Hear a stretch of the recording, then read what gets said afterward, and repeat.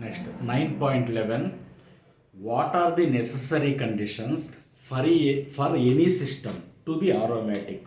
So, if a molecule contains aromatic, the first necessary condition is, first one is, it will be cyclic.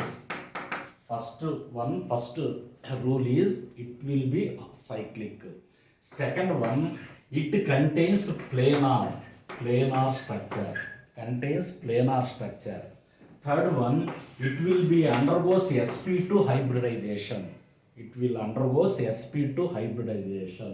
Number fourth one is, so delocalization of pi electron. Delocalization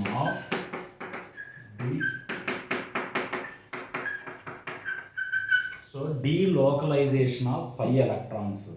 Next one, fifth one, it must be follow Huckel's rule. So Huckel's rule means 4n plus 2 pi electrons.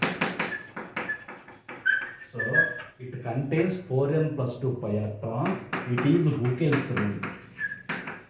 So here n is equal to 0, 1, 2, 3 and so on. So here n is from 0 onwards. So 0, 1, 2, 3 onwards. So the aromatic compound must be follows 5 rules. Number 1, it will be cyclic. Second one, it will be planar.